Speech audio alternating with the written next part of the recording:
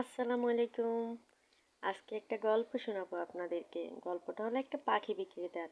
সে বনে গিয়ে একটি পাখি শিকার করলো। পাখিটিকে যখন সে খাঁচায় ভরে নিয়ে আসতেছিল, পাখিটি বলল, আমাকে ছেড়ে দাও, আমাকে বিক্রি করে কত টাকা পাবে? তার সাথে আমাকে ছেড়ে দাও, তিনটি সাজেশন দিব যা তোমার জীবনকে বদলে দিবে। পাখি বিক্রেতা ভাবলো, সারা জীবন তো পাখি ধরলাম, ঠিকই তো তেমন টাকা পেলাম না, আজকে না হয় সাজেশনটাই শুনি, হয়তো আমার জীবনটা বদলেও যেতে পারে। তখন পাখিটি বলল, আচ্ছা, প্রথম সাজেশন, অতীতে করা ভুলগুলোর জন্য অত্যাধিক অনুশোচনা করা যাবে না। যন্ত্রণা দুঃখ দিয়ে নিজের জীবনটাকে ভরিয়ে তোলা যাবে না।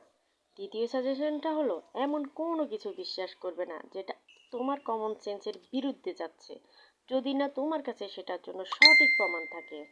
তখন পাখি বিক্রেতা বলল, আচ্ছা তৃতীয়টা বলো।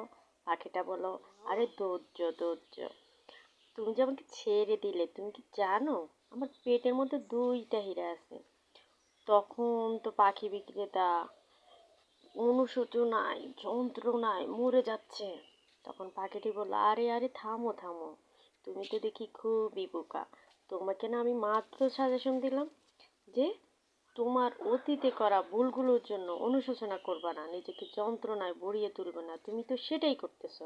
তুমি কিভাবে বিশ্বাস করলে আমার মতো ছোট্ট একটা পাখির মধ্যে দুইটা হীরা থাকবে?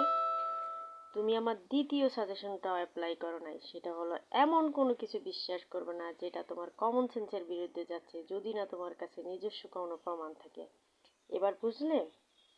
তখন পাখি বিক্রেতা স্বাভাবিক হলো, বললো, আচ্ছা ঠিক আছে, আমার ভুল হয়ে গেছে, তৃতীয় সাজেশনটা দাও। তখন পাখিটি বলল, আপনি অলরেডি যেগুলো জানেন সেগুলো অ্যাপ্লাই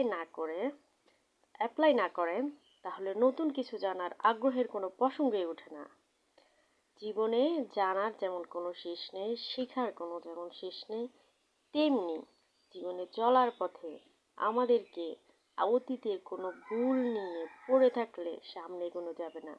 অতীতের ভুলগুলোকে শুধরিয়ে সামনে গিয়ে আরও কত সুন্দর করে চলা যায়, জীবনকে আরও কত সুন্দর করা যায়, আমাদের সবসময় সেটাই চেষ্টা করতে হবে। কখনো হুটহাট করে কারোর কথা বিশ্বাস করা যাবে না। প্রমাণ যদি থাকে তখন, কারণ আজকাল বোকা বানানোর লোকের অভাবই হয় না।